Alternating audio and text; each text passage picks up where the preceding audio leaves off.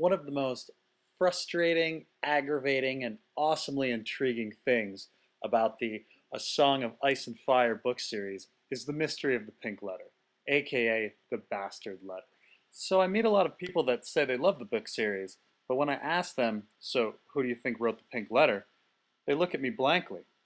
The letter at the end. The one that Jon receives right before he gets fucking stabbed. The climax to the whole book.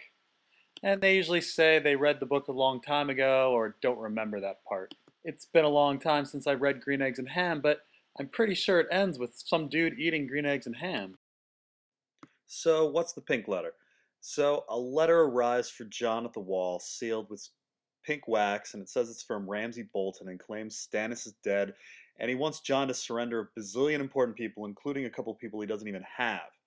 Jon gets all riled up, and he boneheadedly announces to everyone that he's going to desert the Night's Watch and go fight Ramsay. You know nothing, Jon Snow. Jon, that's about as smart as threatening a Khal, or trusting a Frey, or trying to steal a dragon. So, of course, he gets the shit stabbed out of him. Now, if you read Dance with Dragons quickly and didn't think about it, you'd just say that Ramsay Bolton wrote the letter. After all, it's a really mean letter. It's got a signature on it, and it's got pink wax.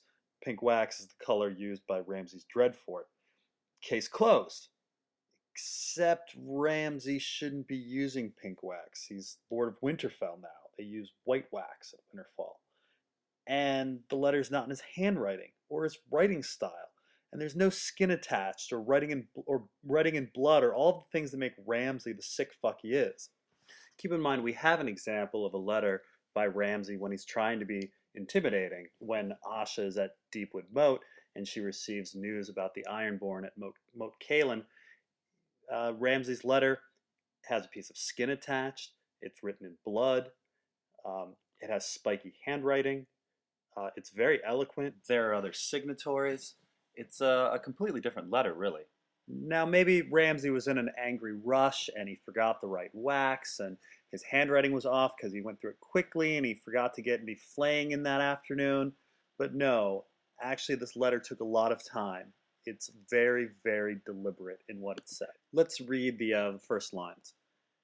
Your false king is dead, bastard. He and all his host were smashed in 7 days of battle. I have his magic sword. Tell his red whore. Now, if you notice, every person is an alias. It's not Stannis. It's your false king. It's not Jon Snow. It's Bastard. It's not Lightbringer. It's Magic Sword. It's not Melisandre. It's Red Whore. In fact, everyone in the whole complete letter is an alternate name. Well, except for one name, but I'll get to that later. The larger point I'm making is this. It's deliberate. It's calculated. Which brings us to the final and most damning piece of evidence to show that Ramsay did not write this, the wrong torture. Your false king's friends are dead, their heads upon the walls of Winterfell. Come see them, bastard. So, look how Ramsay said, their heads upon the wall. Heads? Bolton's flay. When the Boltons took Moat Cailin, the Ironborn got flayed. Flaying is just what they do. It's on their friggin' flag. On top of that, Ramsay carries around a flaying knife and talks about flaying all the fucking time. Whoever wrote this letter, it's unlikely that they're even a northerner, considering that House Bolton is famous, utterly famous, for flaying people. So, who wrote the pink letter? Well, whoever they are absolutely obsessed with the wildling submission ceremony. Now, if you remember, after Stannis defeats the wildlings in battle, he makes the survivor wildlings submit to him.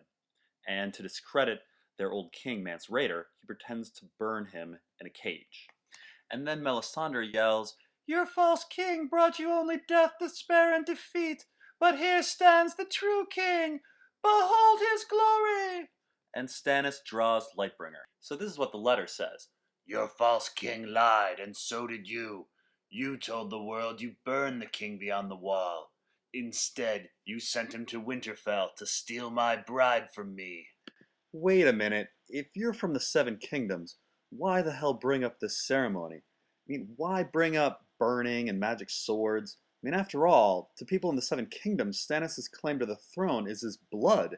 They would give two shits about him lying to wildlings, and his sword is irrelevant unless you follow the Red God, which 99% of people don't.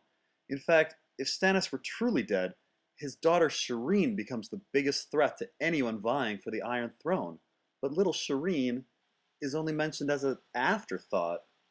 So, who wrote the pink letter? Okay, I'll just tell you. It was Mance Rayder. In fact, he even said to Jon once, he burned the man he needed to burn for all the world to see, after kicking Jon's ass in a little fight. I will have my bride back. If you want Mance Rayder back, come and get him. I have him in a cage for all the North to see. Proof of your lies. So here we have Mance language, and then we actually have Mance's name, the only name that, besides the signature at the end, that is not an alias. And again, we have obsession with the wildling submission ceremony. I mean, if you really think about it, why would anyone care if Jon Snow is a liar?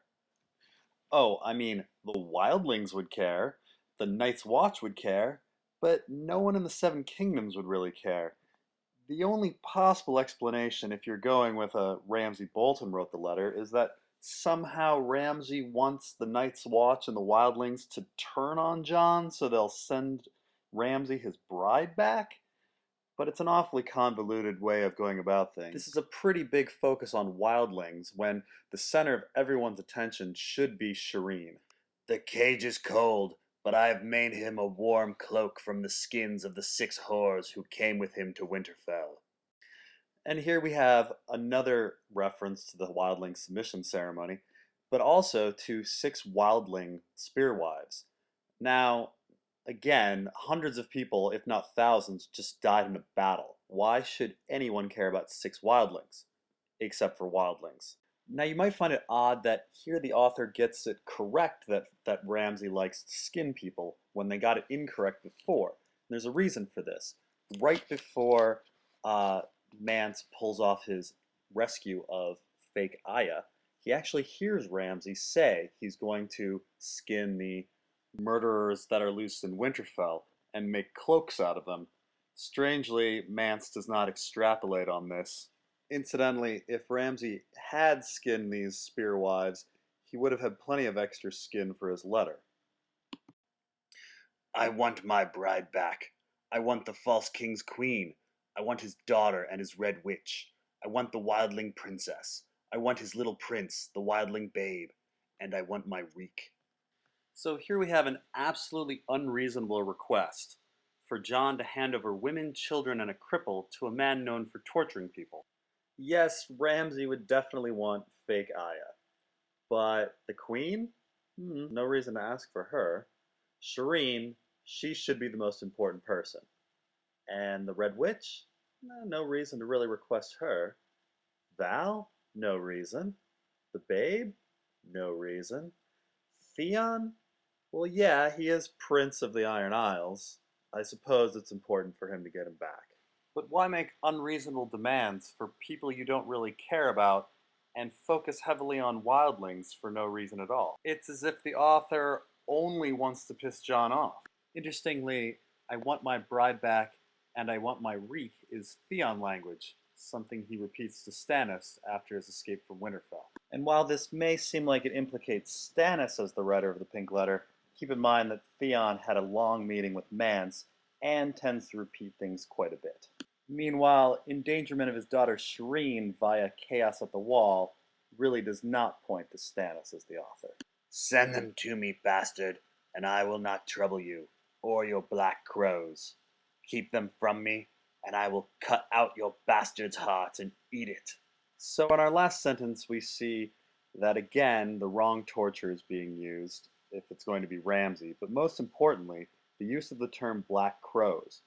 Turns out that if you go through the entire book series, black crows is used exclusively by wildling characters. So we see that the heavy wildling focus and all of the incorrect facts about Ramsay really point to Mance as the author of the letter. Now one might ask, why would Mance write the pink letter? And we'll talk about that in part 2.